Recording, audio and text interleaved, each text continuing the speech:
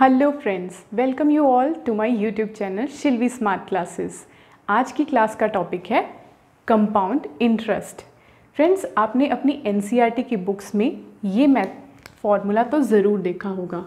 Amount is equals to principal into 1 plus r upon 100 raise to power n, where p is your principal, R is your rate of interest and N is your time period।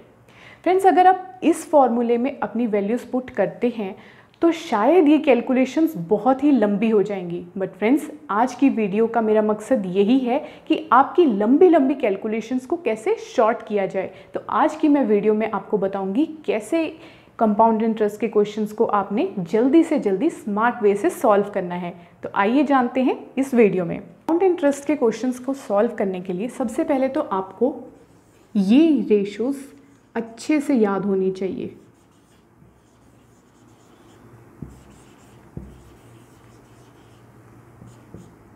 For 2 years, you should remember the ratio 2:1.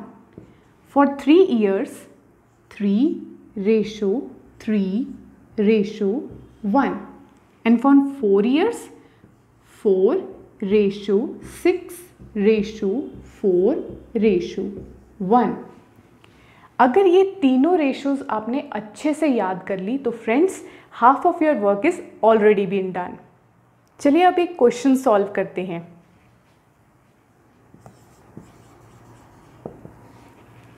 For example, you have principal of rupees 2000 and rate of interest is 5%.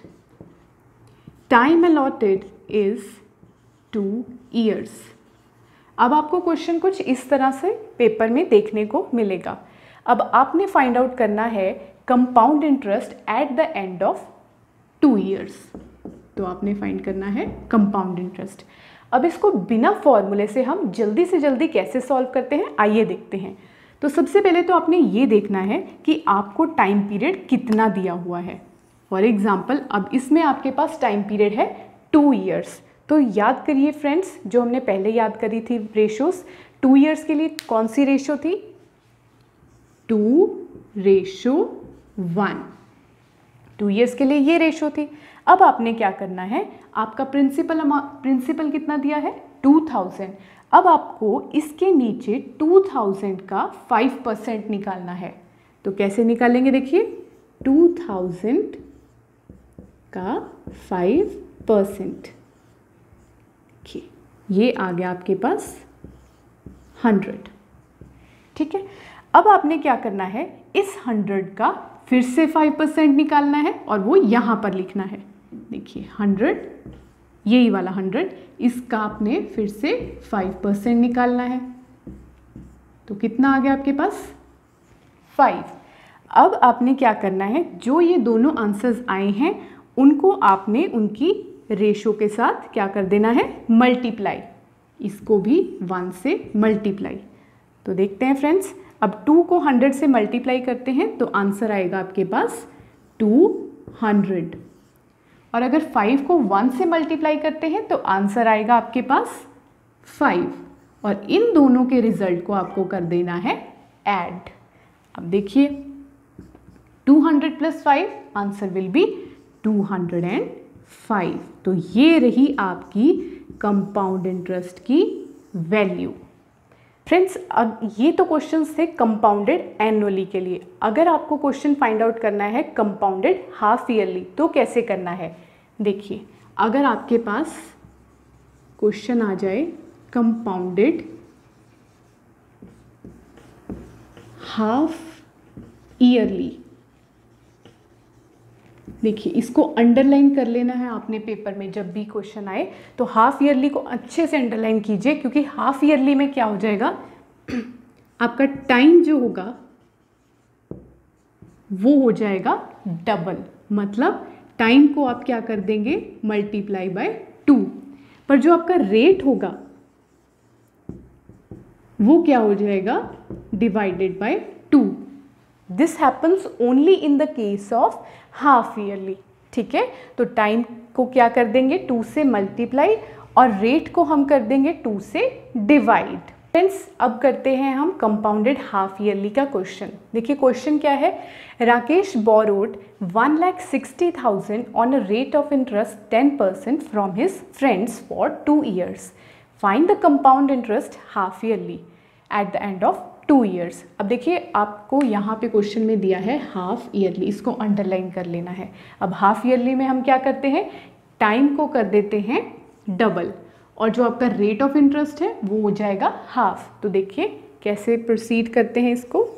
Solution, principal है आपके पास 1,60,000 का और time है आपके पास 2 years, जो कि अब क्या हो जाएगा डबल, तो 4 हो गया। और रेट ऑफ इंटरेस्ट है आपके पास 10%, तो ये क्या हो जाएगा डिवाइड बाय 2, तो ये आ गया आपके पास 5%। अब फ्रेंड्स टाइम है आपके पास 4, तो याद कीजिए जो मैंने आपको रेशोज करवाई थी 4 years के लिए, वो क्या रेशो थी 4:6:4:1। तो अब आपने क्या करना है, इन रेशोज में बिल्कुल वैसे ही सॉल्व करना है।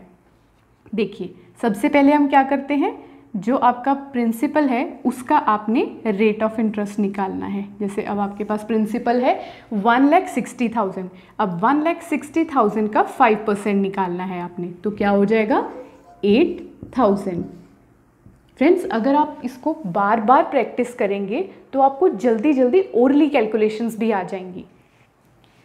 अब आपने क्या करना है, इस 8,000 का फिर से 5% निकालना है, तो वो आ जाएगा आपके पास 400। फिर आपने अगेन 400 का 5% निकालना है, तो आ जाएगा आपके पास 20। अब आपने क्या करना है, 20 का फिर से 5% निकालना है, तो वो आ जाएगा आपके पास 1। तो फ्रेंड्स इसके बाद आपको क्या करना है, इन नंबर्स को इनकी रिस्पेक्टिव रेशियोज के साथ क्या कर देना है, multiply.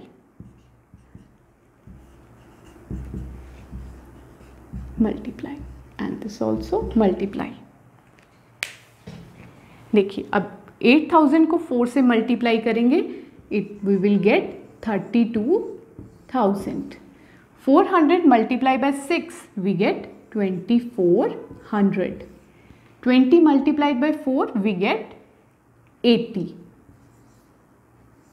And 1 multiplied by 1, we get 1. अब इन सब को क्या कर देंगे, ऐड।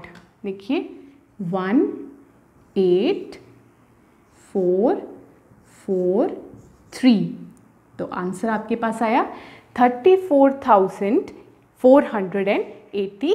कंपाउंडेड हाफ ईयरली के बाद अब हम करेंगे कंसेप्ट कंपाउंडेड क्वार्टरली।